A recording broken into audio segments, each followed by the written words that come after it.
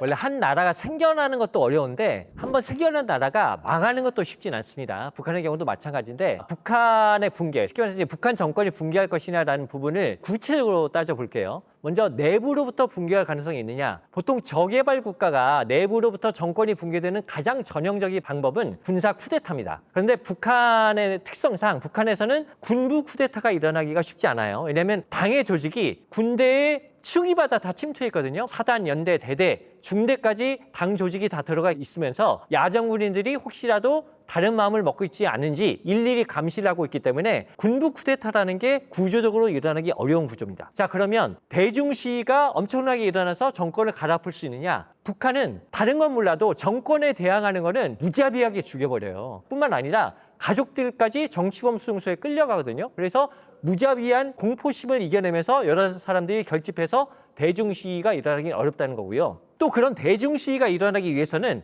반체제 시위의 구심점이 있어야 됩니다. 즉 데모를 주동할 수 있는 구심점이 있어야 되는데 북한에서는 그런 구심점 자체가 생겨나기 어렵다. 그런 싹만 보여도 없애버리는 게 북한이기 때문에 반체제 시위가 일어나기 어려운 게 북한이고요. 또 언뜻 생각하면 북한이 워낙 못 먹고 못 사니까 에이 못 살겠다 갈아보자 하고 들고 일어날 수 있지 않느냐 이런 생각을 해볼 수가 있는데 저개발국에서 반체제 시위가 대규모로 일어난 것들을 연구한 전문가들의 연구 결과에 따르면 단순히 먹고 살기 힘들다는 것만으로 정권을 갈아엎을 대중적인 시위가 일어나진 않는다라고 얘기를 합니다. 이건 무슨 얘기냐? 대중 시위가 일어나기 위해서는 못 먹고 못 사는 사람들한테 여러분이 못 먹고 못 사는 이유는 이 부패한 정권이 여러분들의 피땀을 갉아먹기 때문입니다. 그러니까 여러분들이 들고 일어나서 저 정권을 갈아엎어야 돼요. 이렇게 선동하는 사람이 있어야 경제적으로 어려운 게 정치적인 시위로 전화된다는 거거든요. 근데 북한에서는 선동을 할 수 있는 세력이 생겨나기 어렵다는 거죠. 근데 그거 말고도 우리가 북한이 먹고 살기 어렵다는 거를 우리 기준으로 생각해서는 안 돼요. 북한의 기준으로 봐야 되거든요.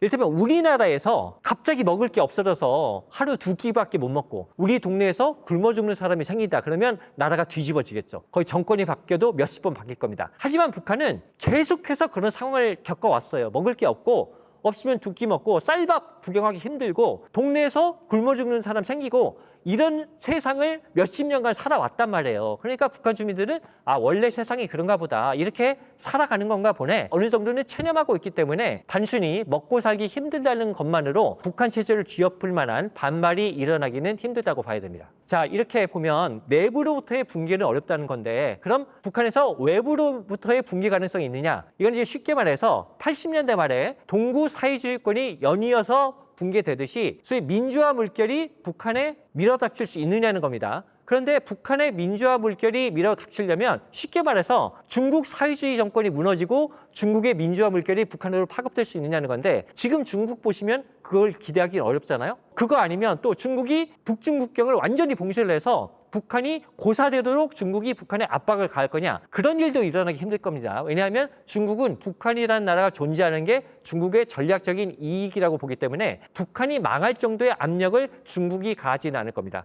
그렇다면 나머지 군사적인 외부의 압박으로 북한이 무너질 수 있느냐? 이건 쉽게 말해서 미국이 북한과 전쟁을 해서 북한 정권을 무너뜨릴 수 있느냐는 건데 아무리 미국이라도 지금 북한과 전쟁을 하기는 쉽지 않습니다. 더구나 북한이 현실적으로 핵무기를 어느 정도 갖고 있는 걸로 보이기 때문에 미국도 북한과 전쟁을 하기는 쉽지 않아요. 이런 것들을 종합해서 보면 내부로부터든 외부로부터든 북한 체제가 무너지기는 쉽지 않다라는 결론에 다다르게 되고요. 제가 볼 때는 북한 정권이 무너질 수 있는 유일한 시나리오는 권력 내부의 균열입니다. 그러니까 북한이 지금 보면 계속해서 세습 체제를 연장해 가면서 김일성 일가가 권력을 유지하려고 하고 있는데 그런 세습 과정에서 권력이 제대로 이양되지 않음으로써 권력 내부의 균열이 생기고 그것이 확대되면서 북한 내부의 어떤 세력들 간의 권력 투쟁으로 이어지면서 무너지는 시나리오. 이것이 북한 정권이 무너지는 거의 유일한 시나리오가 아닌가 싶습니다.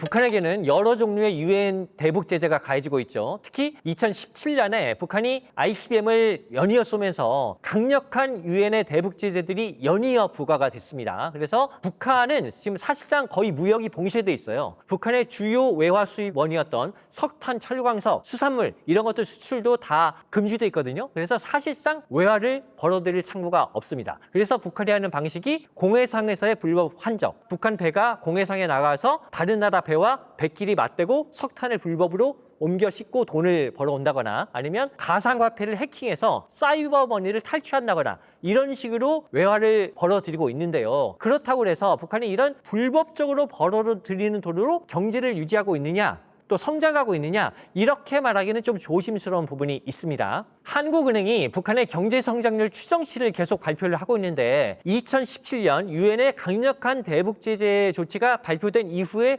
북한의 경제 성장률 추이를 보면은요, 유엔의 강력한 대북 제재 조치 이후에 북한이 계속 마이너스 성장을 하죠. 그리고 2020년 무렵에 이제 코로나가 전 세계에 확산되잖아요. 그러면서 북한이 코로나 시기에 국경을 완전히 봉쇄를 하죠. 그러면서 정말로 북한 경제가 나락으로 떨어집니다. 그리고 나서 최근에 와서 플러스 성장의 기미를 일부 보이고 있는데 이 부분은 유엔의 대북 제재 그리고 코로나로 인해서 바닥으로 갔던 북한 경제가 어느 정도 기저효과적인 측면에서 플러스로 돌아선 측면도 있다고 봐야 될 거고요. 그리고 최근에는 북한이 북한군을 러시아로 파병하면서 러시아로부터 여러 가지 반대급부를 얻고 있지 않겠습니까? 식량이라든가 원유라든가 기타 반대급부를 얻고 있을 텐데 이런 부분이 플러스 요인으로 작용했을 가능성이 있습니다. 그렇기 때문에 북한이 여러 가지 불법 행위를 통해서 외화를 벌어들이고는 있지만 그걸로 인해서 북한 경제가 유지되고 성장하고 있다. 이렇게만 말하기에는 좀 조심스러운 면이 있습니다. 북한의 주요한 맹방이 중국과 러시아인데요. 일단은 사회주의 형제국이죠. 같은 사회주의 이데올로기 국가로서 미국에 대항하는 사회주의권을 유지하기 위해서 서로 도와주는 측면이 있는 거죠. 또 개별적으로 보면 러시아는 최근에 북한군 파병으로 북한과 러시아가 밀착되고 있지만 북한의 주요한 생명줄은 중국이라고 봐야 됩니다. 여전히 북한 무역의 90%는 중국과 이루어지고 있고요. 중국이 계속 북한의 원유를 대주고 있죠. 그러니까 중국이 맘먹고 1,400km에 이르는 북중 국경을 봉쇄를 해버리면 북한이 버티기 쉽지 않을 겁니다. 원유도 끊어버리고 북중 국경 봉쇄하고 밀수도 못하게 한다면 북한이 상당히 힘들어지는 건 분명한데요. 지금 중국의 사회주의 정권이 유지되는 한 그런 일은 일어나지 않을 겁니다. 북한이 없어지는 건 중국한테 이득이 되지 않는다고 보기 때문에 어쨌든 북한이라는 나라가 있는 게 중국에게 전략적 이익입니다. 만약에 북한이 망해서 남한주도로 통일이 됐다. 그러면 남한에 지금 주한미군이 있잖아요. 그러면 중국 입장에서 보면 미군과 국경을 마주하게 된다는 부담감이 있을 거고요.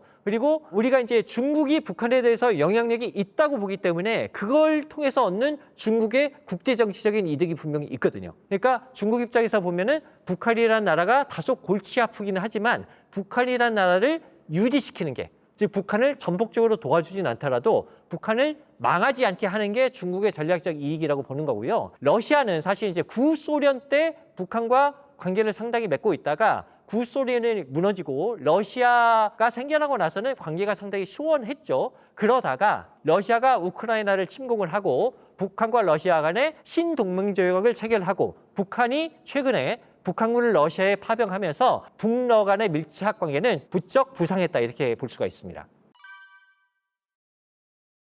세계적으로 고립되는 북한이기 때문에 중국, 러시아 등 사회주의권과의 외교 이런 것들도 중요하지만 북한이 최근 신경을 쓰고 있는 걸 보면 북한 내부의 인민들, 특히 청년들의 사상 이완을 걱정하고 있는 것 같습니다. 그러니까 김정은 일가 정권이 유지가 되려면 북한 인민들이 세뇌가 돼서 정말 김정은 일가에 대해서 충성을 다하겠다. 특히 자라나는 청소년들이 총폭탄에 대해서 원수님을 위해서 목숨을 바치겠다 이렇게 돼야 되거든요. 근데 외부에서 문물이 들어오면서 특히 한류가 유입되면서 청년들의 사상 이완이 심각해지고 있거든요. 그리고 외부 문물을 접하게 된 청소년들은 정권에 대한 충성심이 약해지고 있단 말입니다. 그래서 북한이 최근에 적대적 두 국가론을 얘기를 하면서 남한과 완전히 갈라서겠다고 하는 이유 중에 하나도 한류가 들어오면서 청년들의 사상이 이완되고 당에 대한 김정은에 대한 충성심이 약해지다 보니까 한류를 차단시켜서 청년들의 사상 이완을 막겠다. 이런 의도가 상당히 강하다고 봐야 됩니다. 최근엔 북한이 이른바 3대 악법이라고 하는 반동사상문화 배격법, 청년교양보장법, 평양문화보호법과 같은 법들을 만들어서 외부에서 남한 영상물을 들여와서 조직적으로 유포를 하면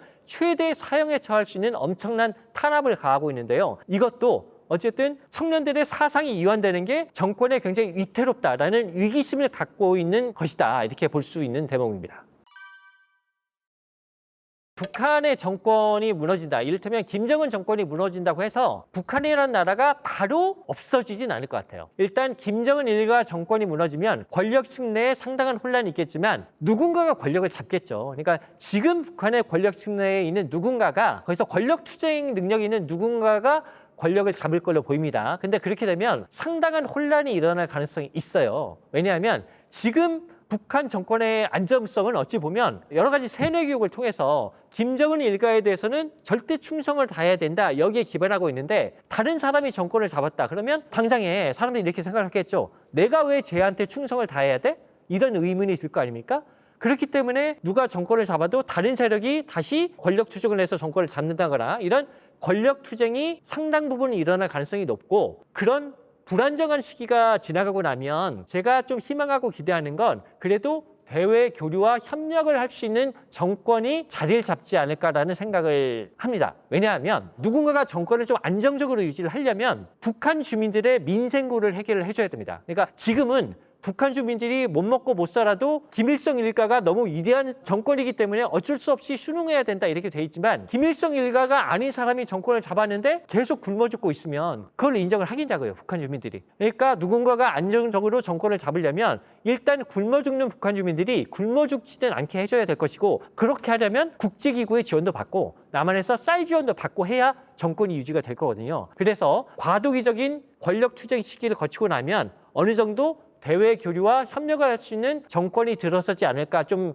희망적인 기대를 해보고요. 다만 그 중간 과정에서 보수 강경 정권이 들어설 수가 있는데 그런 보수 강경 정권은 자기의 정권을 유지하기 위해서 대외적인 도발 같은 거에 가능성이 있겠죠. 그런 시기에는 우리가 철저히 보수 강경 정권이 다른 이상한 행동을 하지 못하도록 억제하는 노력들이 필요할 것 같습니다.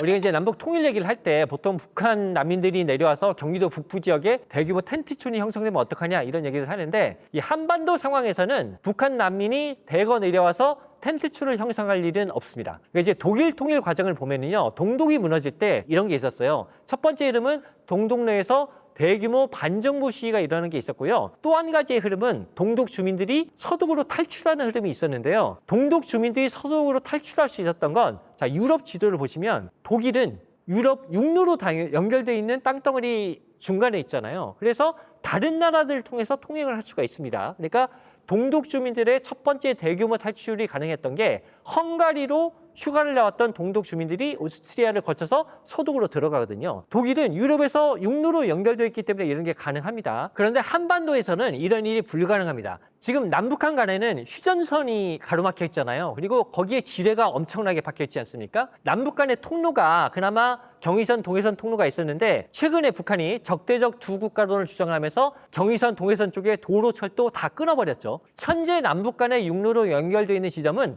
판문점으로 들어가는 2차선 도로밖에 없습니다. 그렇기 때문에 남북은 통일의 과정으로 들어가도 북한 주민들이 우리가 감당할 수 없을 만큼 난민으로 남쪽으로 내려오는 상황이 일어날 수가 없습니다. 물론 배를 타고 내려오는 일부가 있겠지만 그 정도는 해경이나 해군으로도 통제가 가능한 상황이기 때문에 남북은 정부의 통제를 벗어나서 난민이 몰려드는 상황은 일어나지 않을 거라고 봐야 됩니다.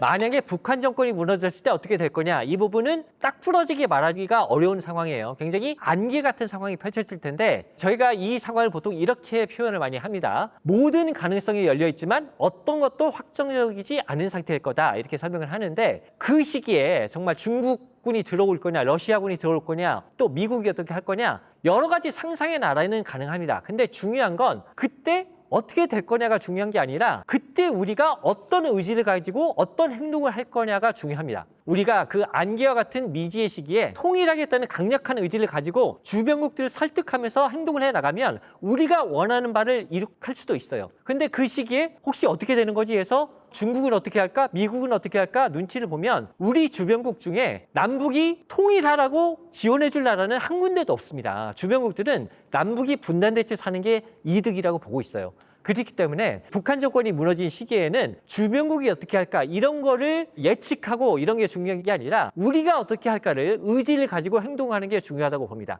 물론 그렇게 우리가 의지를 가지고 행동을 했는데 우리가 원하는 바를 이룩하지 못할 수도 있어요. 그렇게 된다면 그건 또 운명이겠죠. 하지만 우리가 적극적인 의지를 가지고 행동하지도 않으면서 주변국이 어떻게 할까 눈치만 본다면 우리가 원하는 일은 절대로 일어나지 않을 겁니다. 최근에 통일 관련 여론조사를 했다는 보도를 보면 통일보다는 평화공존을 우선시한다 이런 답변이 많이 나왔다 보도를 보신 적이 있을 겁니다. 그런데 이런 여론조사가 저는 좀 일부 잘못됐다고 생각해요. 왜냐하면 통일과 평화를 별개의 선택지로 놓고 보면 통일은 은연중에 평화가 아니다 이런 인상을 주게 되거든요. 그래서 분단 상태로 평화로우면 되는 거 아니냐 이런 생각을 하시는 분들이 좀 늘고 있는 것 같은데 우리가 냉정하게 바라볼 필요가 있습니다. 과연 분단 상태로 평화로울 수 있느냐? 이건 환상입니다. 이건 단적으로 우리가 분단 상태로 지금 뭐 반세기 이상 왔잖아요. 근데 그동안의 사례를 보면 남북 간에 약간 대화를 하고 좀 평화로운 듯 보이는 시기도 있었지만 또 그 시기가 지나고 나면 비무장지대에서 총격이 벌어지고 서해에서 뭐 폭격이 일어나고 계속 불안정한 시기가 계속돼 왔다는 얘기죠. 분단 상태가 계속되면 앞으로도 향후 50년, 100년이 지나가도 대화를 좀 했다가 남북 간에 무력 충돌이 일어났다가 이런 상황이